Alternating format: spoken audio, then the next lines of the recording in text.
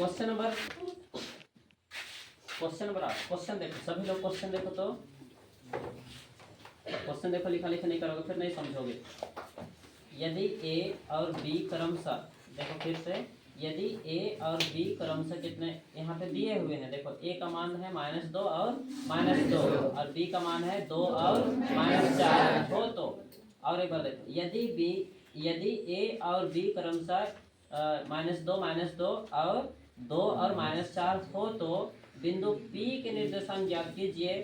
AP बराबर 3/7 AB हो और P रेखाखंड AB पर स्थित हो। ध्यान से देखो क्वेश्चन, देखो सभी लोग क्वेश्चन देखना।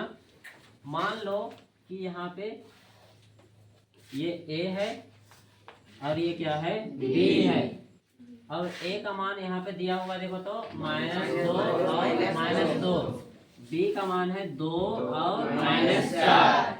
इतना सभी समझे सभी को? और एक बार देखो, बिंदु A के यदि बिंदु A और B क्रमशः, तो A और B तो हम लोग लिख दिए जैसे कि वैसे। उसके बाद इतना लिखने के बाद बोलता है कि यदि A और B क्रमशः इतने और इतने हो तो बिंदु P का निर्देशांक ज्ञात कीजिए। किसका ज्ञात करना है? P का। आगे देखो AP बराबर कितना है? 3/7 AB हो तो P रेखाखंड, देखो फिर से P रेखाखंड AB पर स्थित है। कहने का मतलब कि जो P है, P जो है वो AB पर क्या है, स्थित है। मान लेते हैं कि यहाँ पे हम लिख देते हैं P। किसी को दिक्कत है? नहीं। अब तो लोग जानते हो कि इसको क्या कहते हैं, x1 y1 x2 y2 और इसको क्या कहते हैं, x y। और P का ही हम लोग को क्या निकालना है, मान निकालना है। बोलता है कि P का क्या ज्ञात करना है, निर्देशांक। देखो और एक बार देखो क्वेश्चन, यदि बिंदु A और B क्रमशः इतने और इतने हो तो P के निर्देशांक क्या कीजिए। P के निर्देशांक, तो P का इसका मान निकालना है, P का xy। लेकिन नीचे दिया हुआ है देखो, यदि ज्ञात कीजिए, उसके बाद बोलते हैं ताकि AP बराबर 3/7 AB। AP बराबर, इसको देखो, AP बराबर 3/7 AB, यही ना लिखा है। तो इसके बाद ऐसे लिखता है, तो P का रेखाखंड AB देखो AP बराबर 3/7 AB हो और P रेखाखंड AB पर स्थित हो, तो P रेखाखंड AB पर स्थित हो। चलो यहाँ पे ध्यान से देखना, ध्यान से देखो सभी को अच्छा से। देखो AP का AP लिखते हैं जैसे कि वैसे, बराबर का बराबर। पहले हम लोग को, अच्छा सबसे पहले ये बात समझ लो कि x और y कब निकालोगे, कब निकलेगा, जब ये तो मध्य बिंदु में रहेगा, है क्या नहीं? मध्य बिंदु में रहेगा तब ना x1 + x2/2 का सूत्र लगाएंगे। या फिर अगर मध्य बिंदु नहीं रहेगा तो इधर का m1 और इधर m2 रहेगा तब ना निकलेगा। नहीं समझे? और एक बार समझ लो, बोलता है कि यहाँ x और y का मान निकालना है। ठीक है, x y का मान तो निकाल लेंगे, लेकिन कैसे निकालेंगे? x y का मान निकालने के लिए या तो ये मध्य बिंदु में होना चाहिए, पूरा बीचों बीच होना चाहिए, लेकिन यहाँ बीचों बीच है, मध्य बिंदु में नहीं है। बोलता है कि मध्य बिंदु में उससे कोई चर्चा ही नहीं है। उसके बाद दूसरा बात यह है कि मध्य बिंदु में नहीं है तो इधर m1 होना चाहिए और इधर क्या होना चाहिए, m2 होना चाहिए। तो m1 और m2 है, तो दोनों नहीं है, तो कैसे निकालेंगे? तो उसके लिए हम लोग सबसे पहले m1 और m2 निकालेंगे। m1 और m2 निकालेंगे तब तो xy निकलेगा, विभाजन सूत्र। समझे नहीं समझे?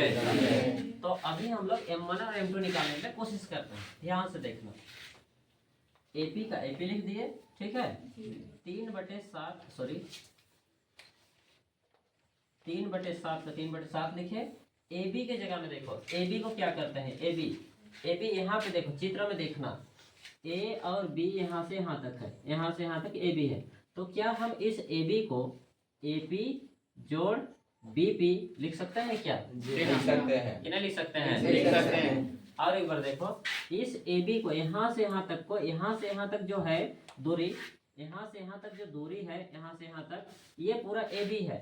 तो इस AB को यहाँ से यहाँ तक हम लोग लिखे AP, यहाँ से यहाँ तक। अब उसके बाद यहाँ से यहाँ तक को लिख देंगे PB लिख सकते हैं क्या? लिख सकते हैं। समझे कि नहीं समझे? मतलब कि इस AP, यहाँ से यहाँ तक AP और यहाँ से यहाँ तक PB, दोनों को जोड़ देंगे तो क्या हो जाएगा, AB हो जाएगा। समझे कि नहीं समझे? तो इसीलिए इसी सूत्र से हम लोग इसी चीजों का प्रयोग करके हम लोग बनाने के लिए कोशिश करते हैं। देखो इसीलिए हम लोग इसको लिखते हैं, देखो ए बी की जगह में ब्रैकेट लगाओ और ए बी की जगह में हम लोग क्या लिखे, ए पी प्लस इसको जोड़ देंगे पी बी और एक बार देखो इस ए बी की जगह में तो देखो ए पी लिखे बराबर का बराबर 3/7 का 3/7 और इसके जगह में क्या है, गुना की जगह में क्या लगाए, ब्रैकेट। अब ए बी की जगह में हम लोग क्या लिख देते हैं, पूरा यहाँ से यहाँ तक ए बी है उसको लिख देते हैं ए पी जोड़ पी बी, दोनों को जोड़ देंगे तो क्या हो जाएगा ए बी। समझे कि नहीं समझे? अब हम लोग हल करते हैं। देखो अच्छा से ध्यान से देखने की कोशिश करना। देखो यहाँ पे बटे 7 है, इसको इधर गुना कर देंगे। तो लोग जानते हैं जो बटे रहता है इसको क्रॉस मल्टीप्लाई करते हैं, मालूम है ना? जी हाँ। तो देखो इसको इधर गुना करो, 7 गुने ए पी बराबर इधर क्या बचा 3, इधर जैसे वैसे A P plus P B. समझे नहीं समझे? और अब देखो 7 ए पी बराबर 3 गुने ए पी प्लस का प्लस 3 गुने पी बी। समझे कि नहीं समझे? किसी को दिक्कत है? अब एपी एक तरफ करो, एपी को एक तरफ करो, इधर करो तो देखो ये 7 एपी है, ये 3 एपी है, इसको इधर करो 7 एपी फिर ये प्लस -3 एपी बराबर का बराबर प्लस को तो नहीं लिखते हैं, कितना हो जाएगा 3 पी। समझे नहीं समझे? अब घटाओ 7 एपी में 3 एपी घटा देंगे 4 एपी बराबर 3 पी। समझे कि नहीं समझे? किसी को दिक्कत है? अब देखो इधर तो ये गुना रहता है, इधर एपी छोड़ दो, एपी बराबर करो, इधर बटे जाएगा तो क्या हो जाएगा बटे 4। समझे कि नहीं समझे? ये गुना उधर जाएगा तो क्या होगा एपी का एपी। अब देखो ये भी गुना है, इधर जाएगा तो क्या होगा, क्या हो जाएगा पी। इधर क्या हो जाएगा 3। समझे कि नहीं समझे? मतलब कि एपी कितना हुआ 3, पी भी कितना हुआ 4। तो एपी देखो एपी हुआ 3 और पी भी कितना हुआ 4। तो इसी को हम लोग लिखेंगे। देखो एपी, देखो एपी है 3, एपी यहाँ से यहाँ तक कितना हुआ 3 एपी, और यहाँ देखो पी भी कितना हुआ 4। समझे कि नहीं समझे? इसीलिए इसको क्या कहते हैं M1, क्या कहते हैं M2। किसी को दिक्कत है? इसीलिए यहाँ पे हम लोग लिख सकते हैं कि M1 बटे M2 कितना हुआ 3/4, चाहे M1 अनुपात M2 बराबर 3/4। वैसे तो नहीं भी लिखोगे तो चलेगा, लेकिन हम समझाने के लिए लिख दिए। किसी को दिक्कत है? अब तो लोग को x और y का मान निकालना है, x और y का मान बना लोगे? कितने लोग बना लोगे? हाँ तो तो कितने लोग बना लोगे? अभी भी 1-2 लोग छोड़ गया।